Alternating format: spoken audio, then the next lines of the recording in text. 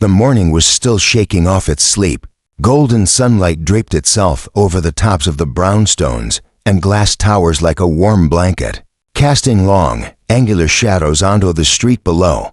The city was stretching, yawning to life. Dog walkers, coffee cups clutched in gloved hands, hurried footsteps echoing over concrete. And in the middle of it all moved Malik Reed. He stepped out of the cafe with a quiet poise that turned heads without demanding it.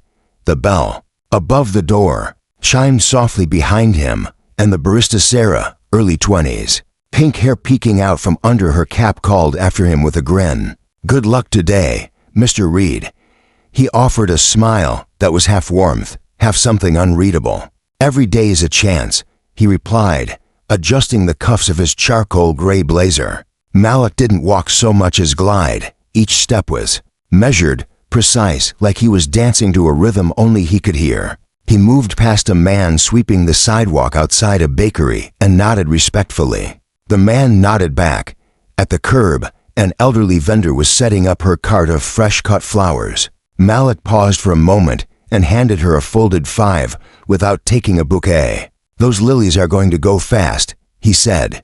"They always do when the sun comes out," she replied, eyes twinkling. There was something about him. The way his shoes clicked softly against the pavement. The way he made eye contact when he spoke. The calm, controlled breathing. He wasn't flashy, no jewelry, no flamboyance, but his presence lingered in a way you couldn't put your finger on. Like gravity, or a ticking clock in a silent room. Not yet, came the thought. Calm, steady, familiar. A voice that lived inside his mind like an old friend. Everything must happen in its time. Malik reached into his coat pocket and pulled out a slim black phone. One glance, a calendar alert flashed. 10 a.m. meeting. Location, sealed. He swiped it away without a second look. He reached his car. A modest black sedan tucked between a delivery truck and a shiny SUV. He paused for a moment, fingertips grazing the door handle, eyes scanning the reflection in the window. Behind him, across the street, two police officers leaned near their cruiser. They weren't watching traffic.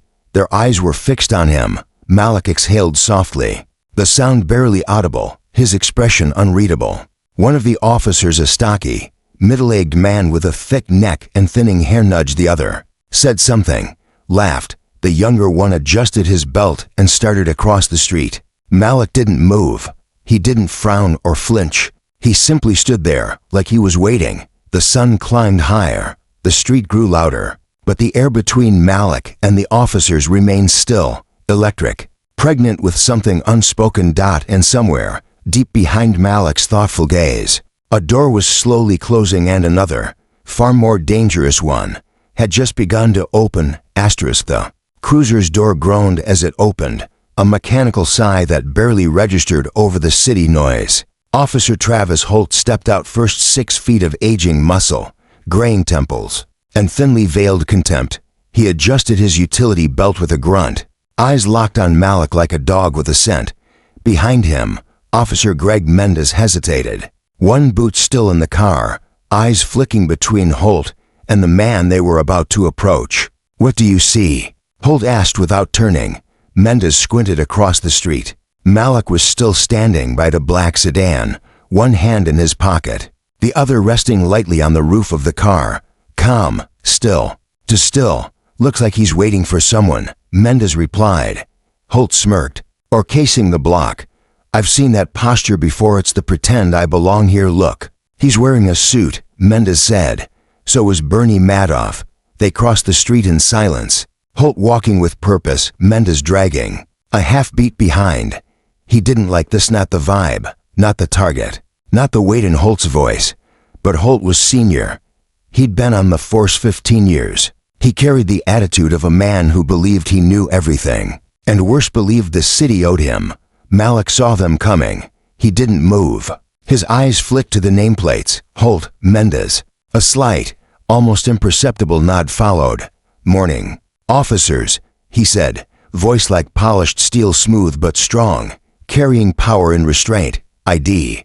Holt barked, skipping any preamble. Malik blinked. "Pardon, let's not play games. This is a high theft area." and you match the description we received over dispatch."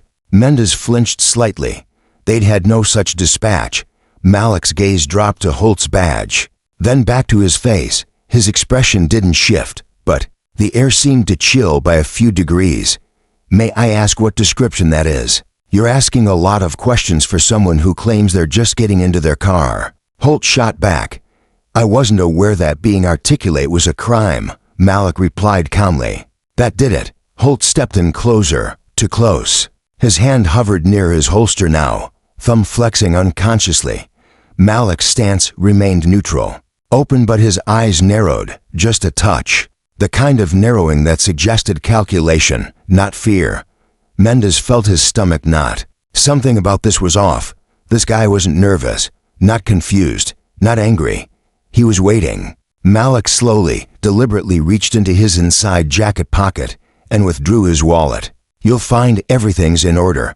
Holt snatched the license and looked it over. His expression didn't change, but a flicker small, momentary crossed his face. Not recognition.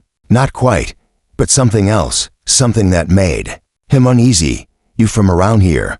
Holt asked. "Depends on what you mean by from," Malik said. "I've worked here, dined here, invested here. You work around here?" Mendez interjected, trying to reset the tone. "I do," Malik said, eyes never leaving Holt. "Though not in the way you're assuming."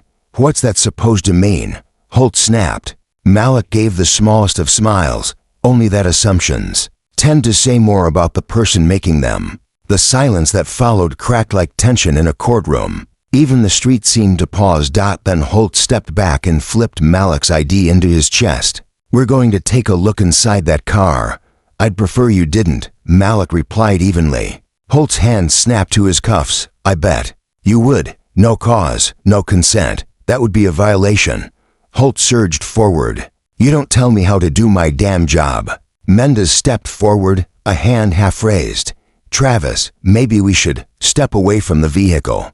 Holt barked, grabbing Malik's wrist. And then the moment cracked. Malik didn't resist, but something in the way he allowed his arm to be taken, something in the way his spine remained upright. Unbent made it clear, this wasn't submission. This was observation, as though he were the one collecting data. What are you hiding, smart guy?" Holt muttered as he twisted the wrist and drove Malik toward the car hood. "I'd be more concerned about what you're exposing," Malik murmured, too low for Mendez to hear. But Holt heard. The cuffs clicked shut. Bystanders stopped. Phones came out. Someone shouted. A woman screamed from a nearby building stoop. "I know that man. That's Mr. Reed. He mentors kids down at the rec center." Holt looked up, startled. Malik turned his head toward the growing crowd. "You're being watched," he said softly, no trace of fear. "Carefully." And then, without resistance, he was placed in the back of the cruiser. The door slammed. Mendez stood frozen, heartbeat thudding in his throat. "Travis," he said, voice trembling slightly. "You sure we did the right thing?" Holt was already climbing into the driver's seat. Right doesn't matter. Procedure does. But in the back seat, Malik closed his eyes and whispered something beneath his breath. Just one word, checkmate. And the car pulled away into the rising tide of a city that was about to wake up to a storm. The holding cell smelled like bleach and old metal, a sterile sharpness that clung to the back of the throat. Fluorescent lights hummed overhead, flickering, just enough to make time feel uneven, distorted. Malik Reed sat on the narrow bench, hands cuffed in front of him now, posture straight, shoulders relaxed. Anyone looking at him might mistake his stillness for resignation. They would be wrong. Across the room, Officer Travis Holt leaned against the booking desk, watching Malik through the bars with narrowed eyes. He didn't like the way the man sat, didn't like the calm. Most people brought in like this were loud or scared, angry protests, shaky pleas, excuses spilling over themselves. Malik had offered none of that. Not a single raised word. Not even a question. That silence crawled under Holt's skin. "Guy thinks he's better than us," Holt muttered, loud enough to be heard.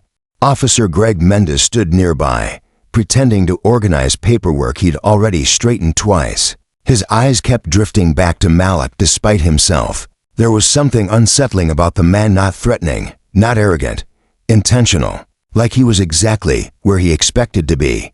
Mendes finally spoke. "You want water?" he asked Malik, almost without thinking. Holt shot him a look. "He's not a guest." Malik lifted his gaze slowly, meeting Mendes's eyes. "Water would be appreciated," he said. His voice was even, respectful, but carried an authority that didn't ask permission. Mendes swallowed and nodded, disappearing briefly before returning with a paper cup. He slid it through the slot. Their fingers brushed for half a second, and Mendes felt an unexpected chill. "You didn't have to do that," Malik said quietly. Mendes shrugged. It's just water." Malik studied him, really looked at him now. Young, unsettled, still moldable. "It's never just anything," Malik replied. "It's always a choice." Before Mendes could respond, Holt slammed a file onto the desk. "All right, let's see who you really are." He typed Malik's name into the system harder than necessary. The keys clacked sharply in the room.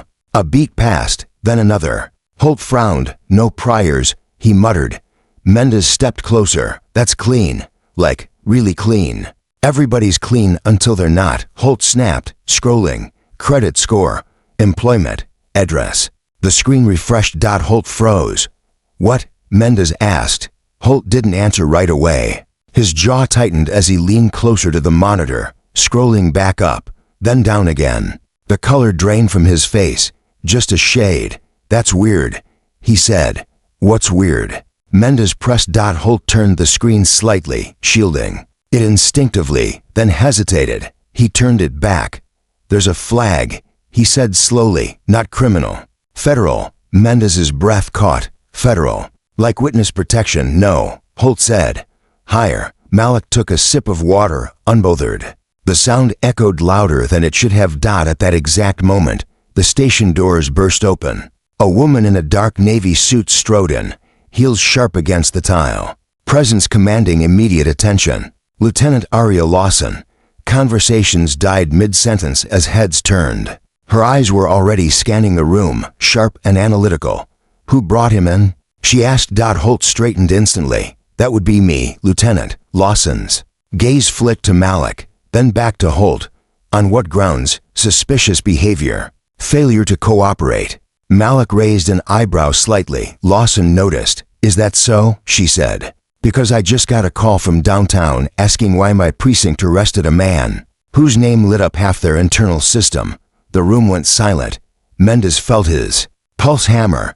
"Lieutenant, what does that mean?" Lawson didn't take her eyes off Malik. "It means," she said carefully, "that Mr. Reed is not who we thought he was." Malik set the cup down gently. "Lieutenant Lawson," he said, as if greeting an old acquaintance. "Thank you for coming so promptly."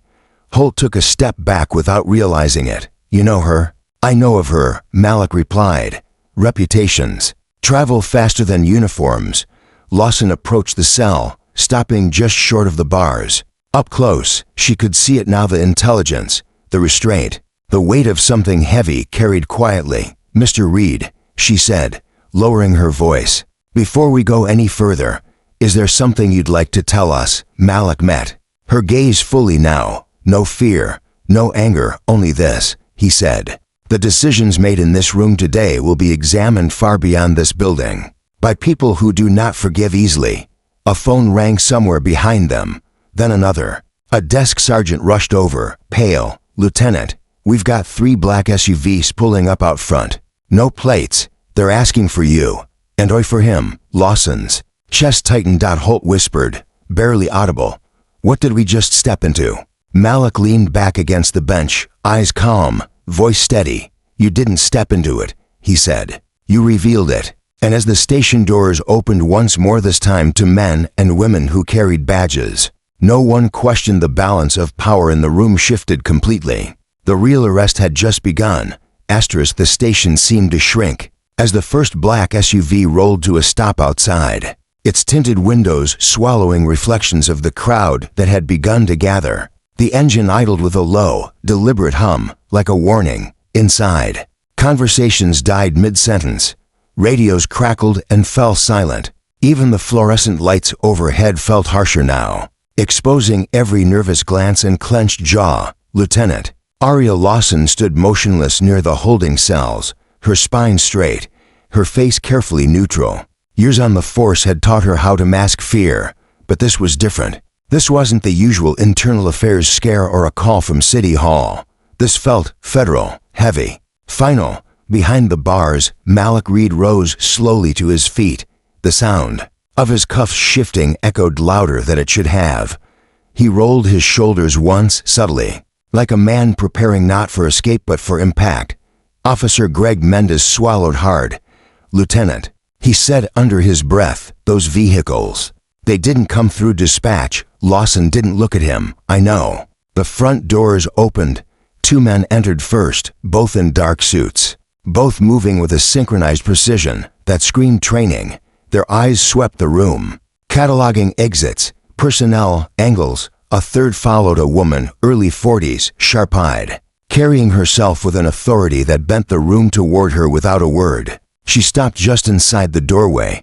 "I'm Special Agent Eleanor Price," she said, her voice calm but unyielding. "Department of Justice." The words landed like a dropped weight.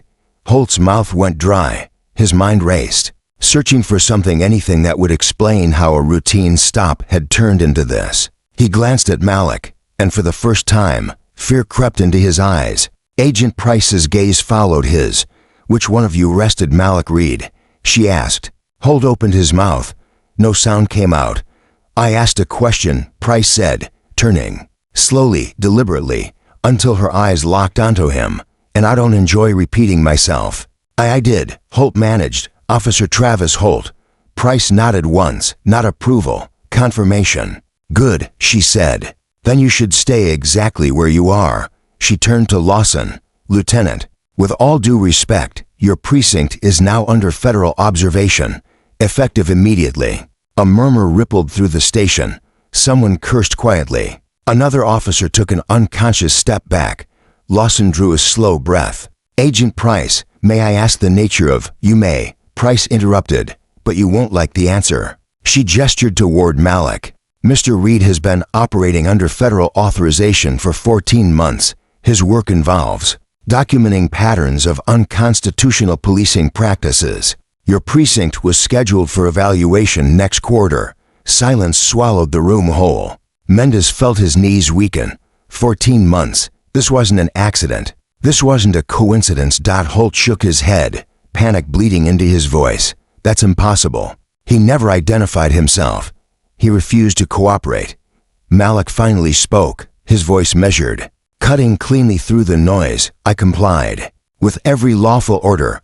Price turned to him, her tone softening by a fraction. "Mr. Reed, are you injured?" "No," Malik said, "but others have been." That single sentence hit harder than any accusation. Price nodded once, then motioned to one of the agents. "Remove his restraints." Holt stepped forward instinctively. "You can't." Price didn't even look at him. "Stand down." The agent unlocked the cuffs. The metallic click sounded like a verdict. Malik rubbed his wrists briefly, then folded his hands behind his back, not submissive, not defensive, composed, in control. "You should know," Malik said, addressing Lawson now, "that everything, from the moment Officer Holt exited his vehicle, was recorded." Holt's blood ran cold. "Recorded? How?" Malik's eyes flicked to the ceiling. "You'd be surprised what modern technology can do when paired with judicial authorization." Mendes felt sick. Agent Price continued, her voice firm, methodical. "Officer Holt, you are being placed on administrative leave pending investigation. Failure to comply will result in immediate detainment." Holt's world tilted. "This is ridiculous. I was doing my job." "No," Malik said quietly. "You were exercising power without accountability." Holt snapped toward him. "You think you're better than us?" Malik stepped closer, close enough that Holt had to look up slightly. His voice never rose. "No. I think systems are dangerous when people stop questioning themselves." Lawson watched the exchange. Something shifting inside her. She had seen arrogance. She had seen rage. She had seen corruption. But this was something else. This was a mirror being held up to the entire room. Outside, the crowd grew louder. Chants drifted in through the doors. Cameras flashed. The city was paying attention now. Agent Price turned back to Lawson. "Lieutenant, your cooperation moving forward will matter." Greatly, Lawson nodded once. "You'll have it." Price's gaze lingered on Malik for a moment longer. "We'll debrief shortly." Malik inclined his head. "I'll be ready." As the agents moved deeper into the station, officers stepped aside instinctively. The hierarchy they thought they understood, dissolving in real time. Mendez stood frozen, staring at Malik not as a suspect, not as a criminal, but as something far more unsettling. A man who had walked willingly into the fire. And as the doors to the interrogation wing closed behind the federal agents, one truth settled over the station like a heavy fog. This was no longer about one arrest. This was about everything that had been hidden in plain sight. The precinct hadn't felt this quiet in years, not even during night shifts or power outages. This was a different kind of silence, an emotional one, dense, fragile. A pause before the unraveling. Lieutenant Aria Lawson stood at her office window, watching the agents move through her station like surgeons. They didn't walk with urgency, but with precision, the kind that didn't need to explain itself. They asked few questions, most of which Lawson couldn't answer, and took notes in thick black folders with government seals stamped in their margins. She noticed how they didn't smile. Not once. Down the hallway, Travis Holt sat in interview room 3 alone, stripped of his badge and service weapon. The creases in his uniform more visible now without the armor of authority. His leg bounced. His hands wouldn't stop moving, folding, unfolding. There were no mirrors in the room, but he didn't need one. He could see his career slipping through his fingers like smoke. A monitor in a nearby observation room showed a live feed of him, and Agent Price stood watching it with her arms crossed. "He's breaking," she said. Malik stood behind her, no longer in the cell, no longer cuffed. A fresh white button-down replaced the one stained with sweat and dust. But his expression hadn't changed. Calm, watchful, like a chess player for moves ahead. He broke the moment he stopped seeing people and started seeing threats, Malik said. Now he's realizing the system he trusted doesn't care who collapses under the weight, as long as the structure stands. Price looked at him over her shoulder. "You don't sound angry." "I'm not," Malik replied. "I'm calculating." She nodded slowly. "Good.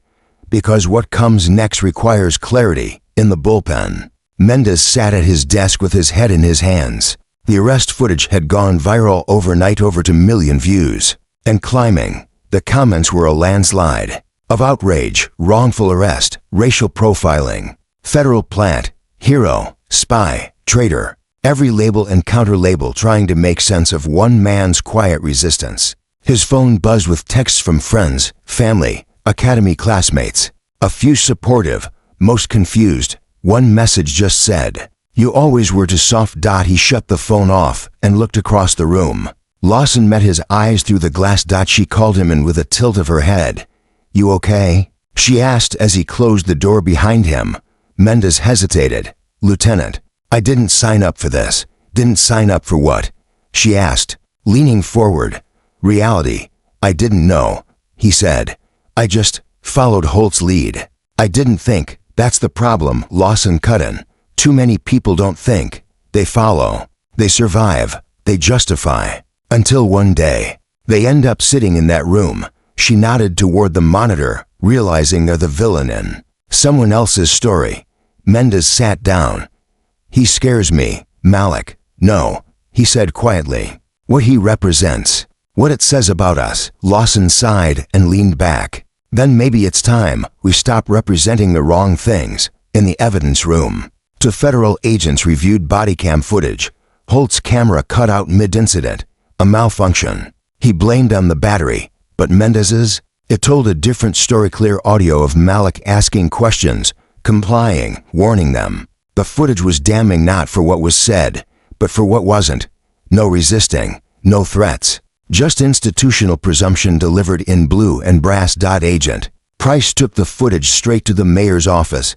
Meanwhile, outside the station, a crowd was gathering. They weren't chanting yet.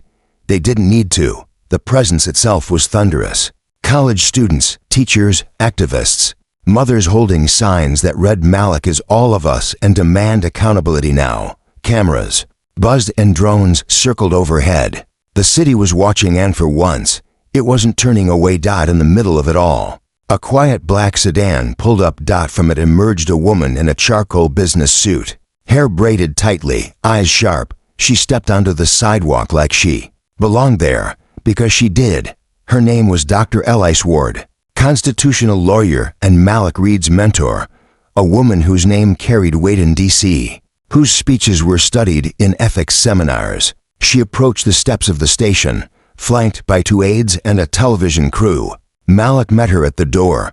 "You picked a hell of a way to say hello," she said with a wry smile. "Figured I'd test the temperature." "Well," she said, looking up at the mass of cameras behind her, "it's boiling." Inside the station, every screen lit up with a breaking news banner. DOJ confirms undercover rights operative was wrongfully arrested in downtown precinct. Investigation expands. Lawson read it 3 times, slowly.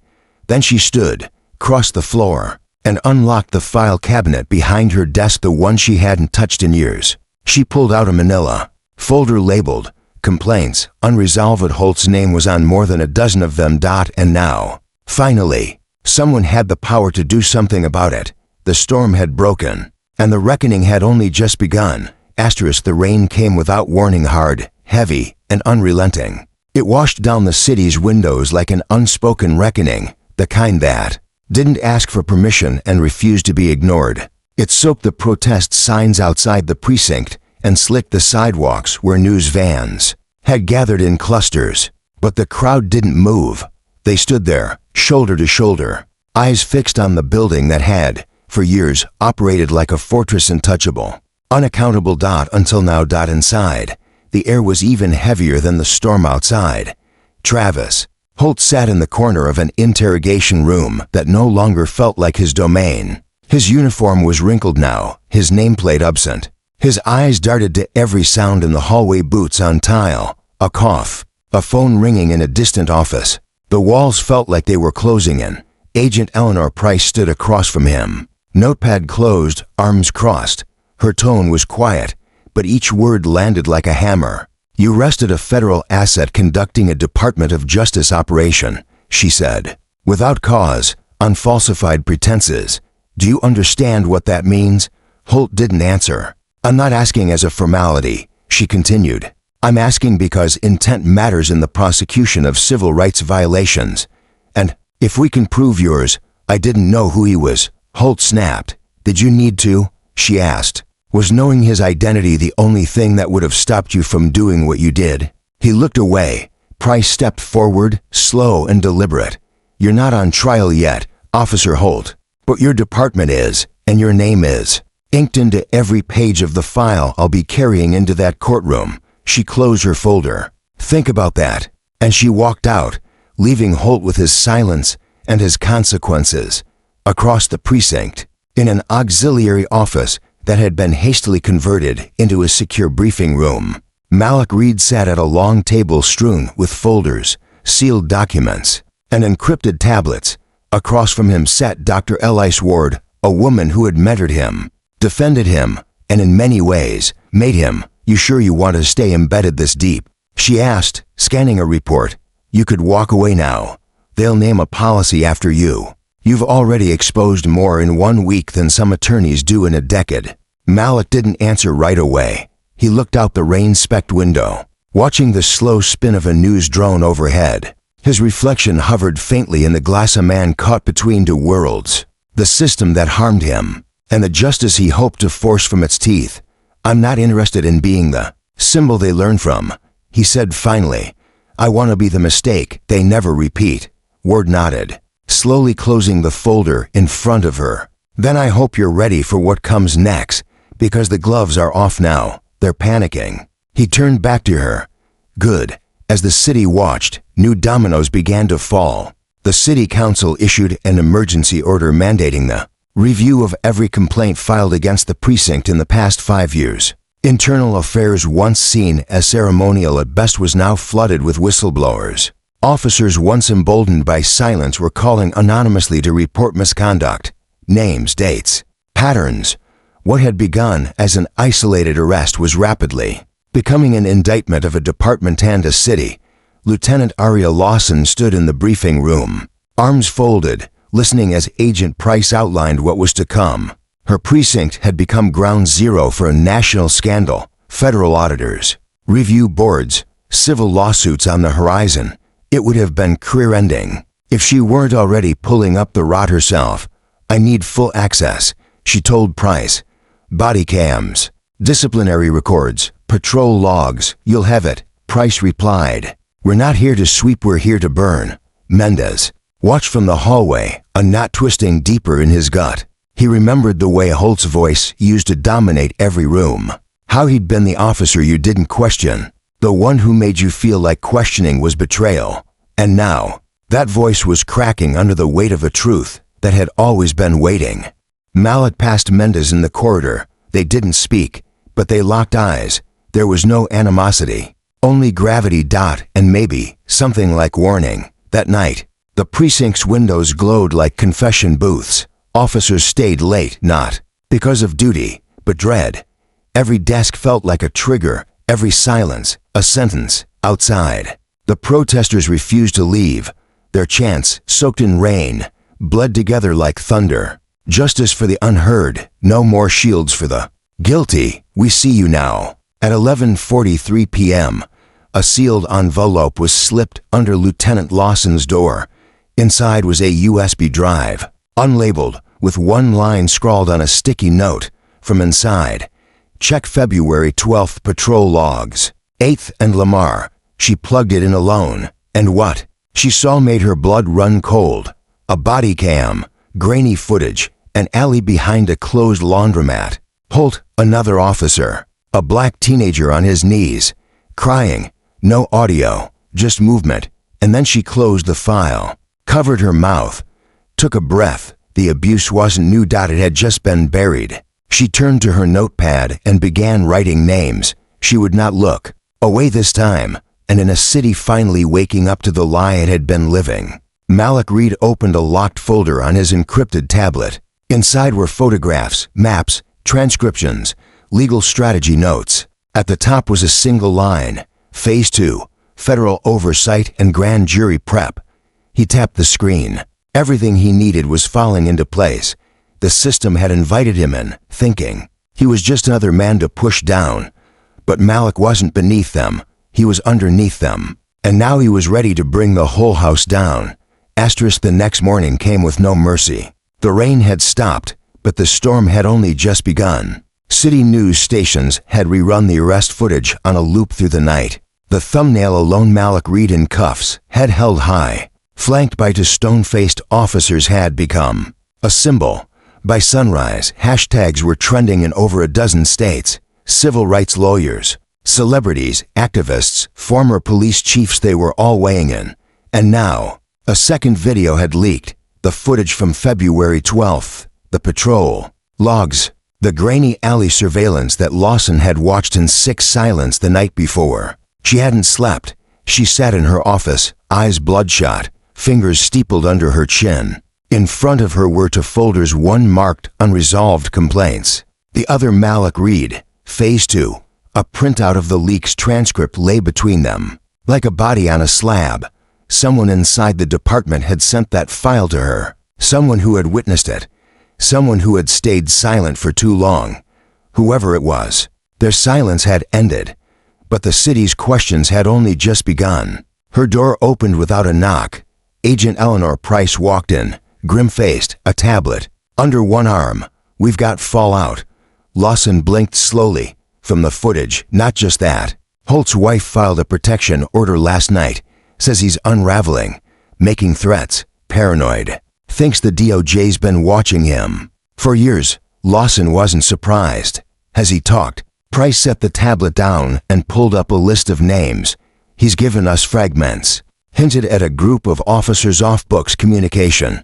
They used burner phones, a coded system through fake citations, quiet intimidation, false arrests, targeted surveillance, mostly young black men, activists, immigrants. Lawson swallowed hard. "And you think he's telling the truth?" Price looked her dead in the eyes. "We don't think. We know. We've already confirmed 3 names from his list. And Malik, She turned the tablet so Lawson could see. Malik had every one of them marked to weeks before he was arrested. He's been tracking them longer than we have. Lawson stared. At the screen, there were photos, maps, voice notes, and there, in the center of it all, was a face she recognized. "Wait," Lawson said. Yes, Price Cudden. Your former deputy chief, retired last year.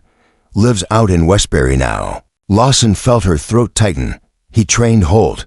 He founded the group," Price replied. "Holt was just a foot soldier." Lawson leaned back in her chair and covered her face with one hand. "This goes deeper than just bad policing. This was a machine." Price nodded. "One Malik was sent to dismantle." Meanwhile, Malik stood at the edge of the rooftop parking deck across from the courthouse, watching the city below. The morning haze clung to the skyline like old guilt. He stood still, dressed in a dark vest, sleeves rolled up, an earpiece in one ear as he listened to his DOJ liaison read out updates. "We've confirmed 6 data leaks from inside the department. Federal prosecutors are preparing to file charges against at least 4 officers. Your next deposition's been moved up to 3 p.m. Malik didn't respond immediately. "Tell the prosecutors," he said slowly, "not to rush. The real target's still walking free." He hung up. Below him, a protest march had begun to swell, organized, peaceful, loud. Signs filled the street like a river of truth. "We told you." No more silence. Accountability now. And in the center of the crowd walked someone unexpected. Greg Mendez, plain clothes, head down. But he was marching. He'd been suspended with pay pending his cooperation with the federal investigation. But he didn't stay home. He showed up here, among the people his badge once separated him from. No cameras caught him. He wasn't there to be seen. He was there to witness. Back at the station, Lieutenant Lawson walked the hallways like a woman with a ledger. She was no longer just cleaning house. She was building a new one. She paused at the wall of commendation plaques, faces of officers now under review. Heroes turn suspects. Traditions turn stains. She reached into her pocket and pulled out a small screwdriver. One by one, she began removing the plaques. No fanfare, no announcement. Just action. In the courthouse basement, Malik prepared for testimony. His files were lined up, the evidence clear. But what weighed most weren't the facts. It was the questions he was about to answer. On record, under oath, names, patterns, complicity. He was about to speak truths that had been buried for a decade. And in the silence before the session began, his phone buzzed with a message from an unknown number. "You think you've won, but you only exposed the small ones. The real game is above your clearance." Malik stared at the screen. Then he opened a folder marked Tier 3, above precinct level, and whispered to himself, "This isn't a victory. This is the breach. And I'm just getting started." The courthouse chamber was colder than usual. Not from the air conditioning, but from something else, something unspoken. The kind of chill that creeps in when too many secrets are about to surface at once. Malik Reed stood alone at the front of the grand hearing room. His eyes scanned the oak-paneled walls.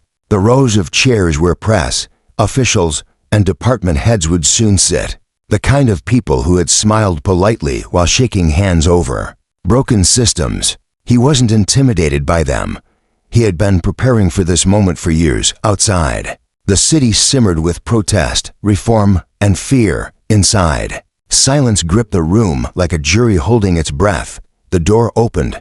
A federal marshal stepped in, nodded once, and announced, "Committee is seated." In came 6-figure senators, legal counsel, a federal inspector general, and a civilian rights observer from the Justice Division. They took their seats. Cameras rolled quietly in the back. A woman in the front row adjusted her earpiece. Every word would be recorded, archived, preserved. "Mr. Reed," said Senator Alford, a seasoned man with silver hair and the calm voice of a politician who had weathered storms. "You are here today under subpoena to deliver sworn testimony regarding internal corruption within the Metro City Police Department, systemic abuse patterns, and what you referred to in your deposition notes as a tiered, insulated misconduct structure. Is that correct?" Malik leaned forward into the mic. "It is. Before we begin," Alford said, "we've reviewed your files. your surveillance reports, your legal briefs, and body cam audits. They are extensive. What we're asking now, Mr. Reed, is for the truth, the full scope, from the inside. Malik's eyes were steady. You'll have it. And then he began. He spoke not just of Officer Holt and the February 12th incident. He spoke of the shadow logs, off-the-record patrols logged by officers using burner phones, and code names.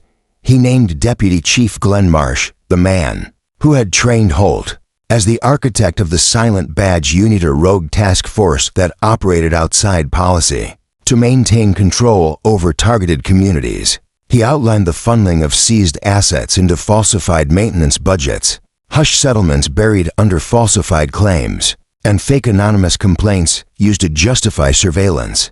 On civil rights attorneys. He spoke names, dates, streets, unmarked warehouses. Even the committee flinched when he revealed that two city council members were on the payroll for protecting operational blindness in oversight reports. Gasps rose from the gallery. Do you have evidence for these claims, Mr. Reed? Asked one federal inspector cautiously. Malik reached down and unlocked a secure briefcase. Inside was a steel-cased drive, fingerprint locked, DOJ-certified. He held it up like a verdict. 2 terabytes of internal recordings, audio, video, dispatch reroutes, emails, and digital memos, collected over the course of 14 months with the cooperation of 5 embedded sources, 3 of them still active. There was a pause. Still active, someone repeated. Malik nodded. As of this morning. But their identities are sealed under federal protection. Because what we've breached goes beyond Metro City. The silence in the room broke like ATHUNDERCLAP. Senator Alford's face tightened. Go on. Malik opened a folder labeled Interstate Tier Structure, Phase 3, and revealed what he had uncovered. During his last 3 months, a multi-jurisdictional alliance of corrupt officers, private security firms, data brokers, and ex-military consultants. It was a web built for plausible deniability.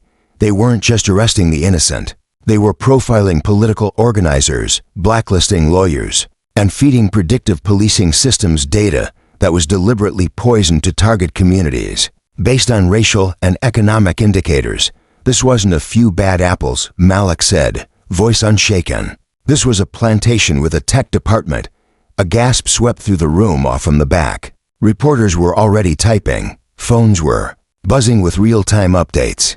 The leak of the day had just become the scandal of the year, and Malik wasn't done. I submit to this committee, he said, locking eyes with the panel, that the breaches I've presented represent only the surface, that we are not looking at a fractured department but a design, one that has metastasized across multiple agencies, shielded by bureaucratic fog and engineered incompetence. Do you have names, Mr. Reed? Alford asked quietly. I do. And do you understand the implications of what you're alleging? Malik didn't flinch. I didn't come here to allege, he said. I came here to detonate. Back at the precinct, Lieutenant Lawson watched the live hearing from her office. She didn't speak. Didn't blink. Just sat there as Malik's words echoed through the department hallways, carried by the live stream. Every officer paused to listen. The brave, the guilty, the silent, even Mendez, sitting alone in the locker room, felt the weight of the words like bricks on his chest. You were never just one of us, he whispered. And outside, the crowd began to shift, not in chaos, but in purpose. The chants became organized. The marches more focused. A new name passed through the crowd, not just in reverence, but as a signal. Malik Reed. Not a victim, not just an activist, but a strategist of truth. As the hearing adjourned, Malik was escorted through a tunnel under the courthouse, not for security, but because the next phase required quiet. The evidence he had presented was already in motion. Dozens of sealed indictments prepped, judges on standby, arrests imminent. The system hadn't just been exposed. It was collapsing in real time. And for the first time in the city's modern history, the walls of impunity were cracking from the inside. Malik stepped into the elevator with Agent Price and Dr. Elias Ward. Neither said a word, but as the doors closed, Malik looked up. I need clearance for Phase 4, he said. Price frowned. "You're sure you want to go that deep?" Malik's jaw tightened.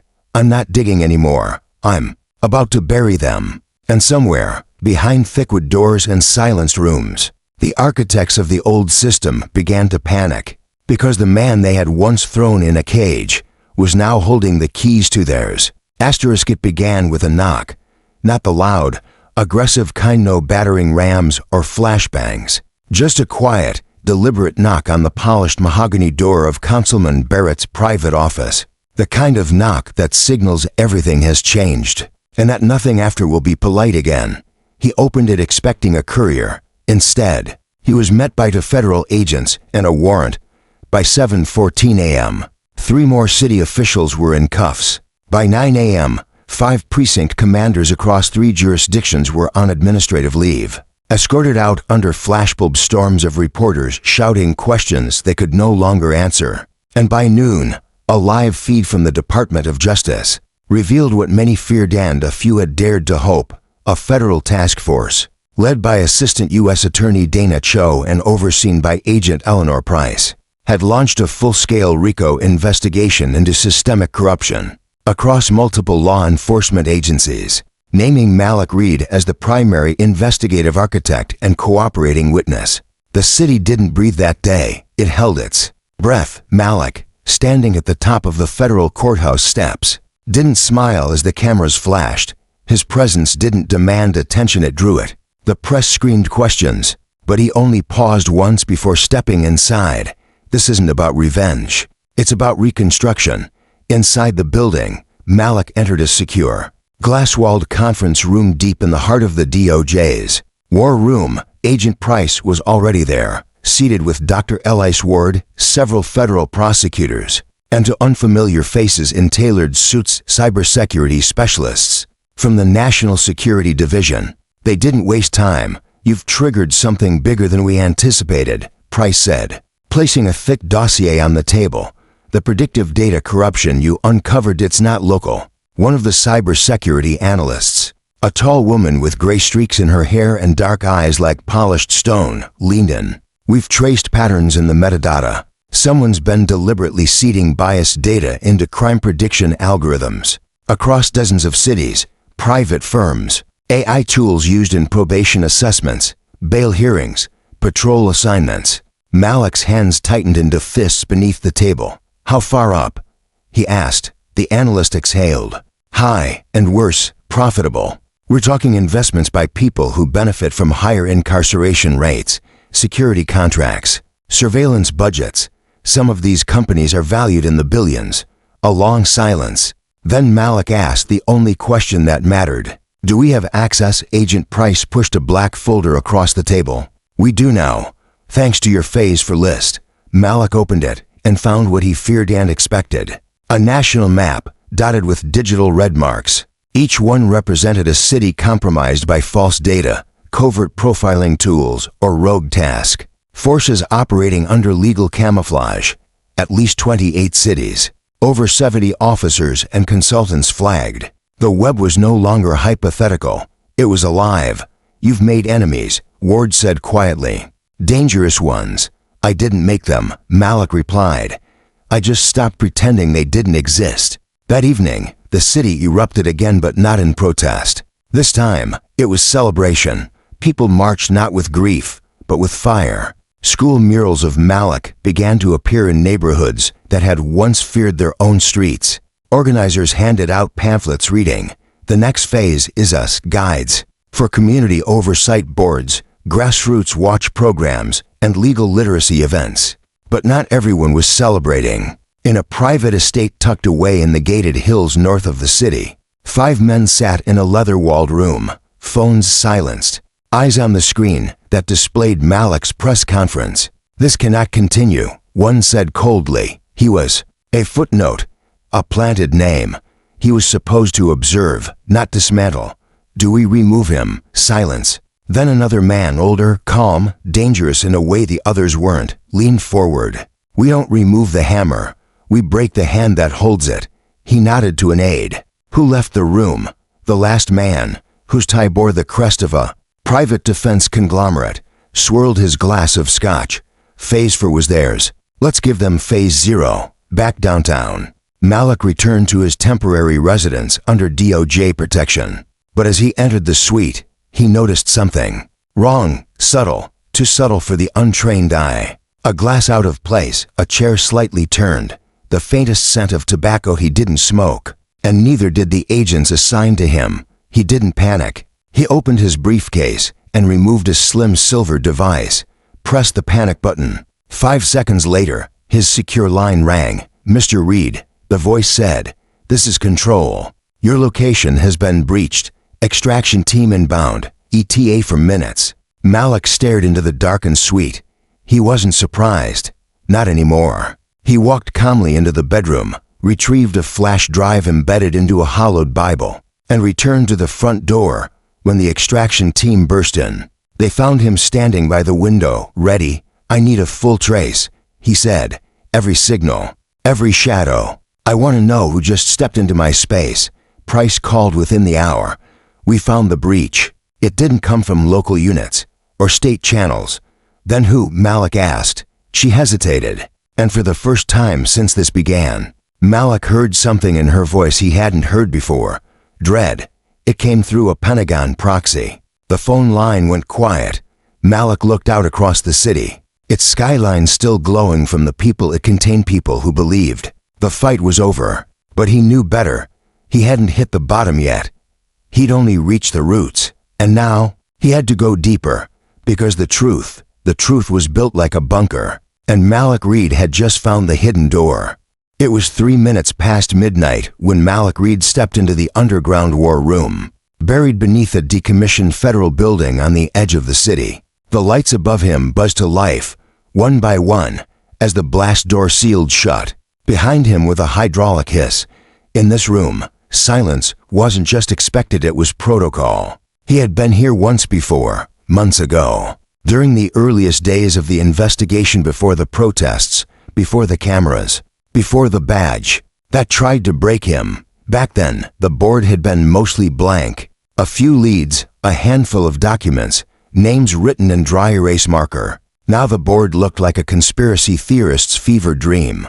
Lines of red string stretched across city maps, digital schematics, classified memos, sealed court filings. Faces blurry and bold alike were pinned across the web.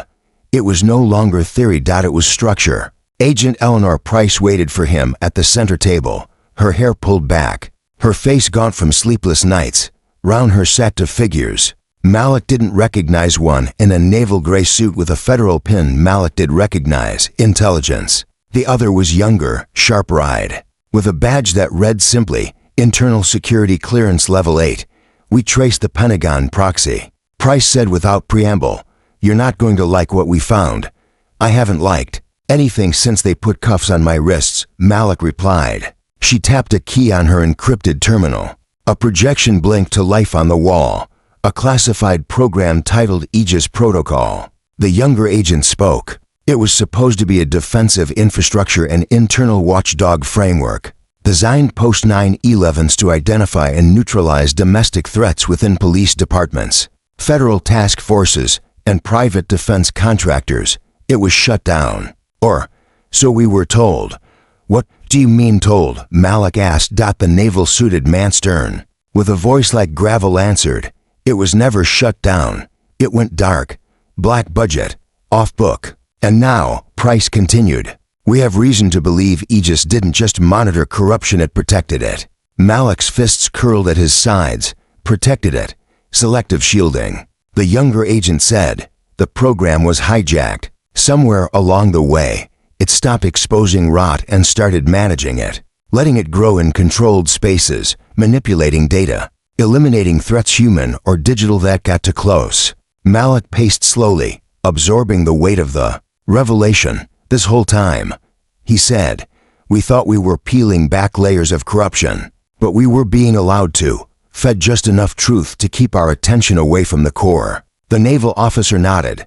"A shell game. Every corrupted precinct, every bad actor, every fake data leak, they were sacrificial distractions, meant to satisfy public outrage without ever touching the command nodes at the top." "So who's behind Aegis now?" Malik asked. Price pulled up a new image, A name. Dr. Benjamin Harrow, private defense strategist, former cybersecurity contractor for Homeland Security, CEO of a multi-billion-dollar private security conglomerate. Celeris Holdings, the company quietly embedded in dozens of predictive policing programs across the country. He's the architect, Price said. He used the bones of Aegis to build something new, something that doesn't just watch our systems, it rewrites them. Malik stared at the man's face on the screen. Cold, trimmed beard, eyes like polished marble. He tried to recruit me, Malik whispered. Back when I was still teaching constitutional law. Said the future of security wasn't in courts, it was in code.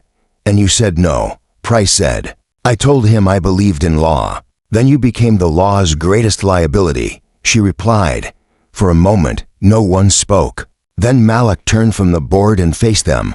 How deep does this go? Price gave him a look she had saved for only the darkest truths. It doesn't stop at precincts. It touches the judiciary, federal contracts, think tanks, lobbyists, former military. This isn't just a rogue operation, it's a design for a parallel justice system. One built on control, not law.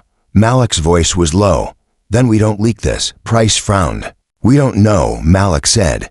Leaking is what they expect. Leaking is reactive, panic-driven. They built a network that feeds off fear and confusion. But if we dismantle it, he stepped closer to the board and pulled off a photograph. Harrow, shaking hands with a senator on the oversight committee. If we expose this not as a scandal but as a corporate coup masquerading as public safety, we don't just collapse a system. He turned back to them. We start a national audit. Outside the war room, the city didn't know yet what was coming. But change was in motion. The next morning, Malik Reed sat before a bank of microphones at the National Press Club in D.C., flanked by Price, Dr. Ward, and dozens of community leaders from across the country.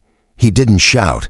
He didn't rage. He simply told the truth about Aegis, about Harrow, about the silent war that had been waged in algorithms and sealed budgets, about the data used to target children, the blacklists used to silence activists, the fake criminal patterns drawn from shadows of race and income. He read their names. He showed their maps. And when he finished, he stepped back, let the silence hang, and said, this isn't the end of something broken. This is the beginning of something rebuilt. Transparent, accountable, human. The room exploded with questions, but Malik had already left the stage, because somewhere out there, Harrow was watching, listening, plotting his counter move. But Malik wasn't afraid anymore. He had exposed the bunker, and now he was the breach. Inside it. The fight wasn't over, but the battlefield was finally visible, and Malik Reed was no longer playing defense. He was leading the charge.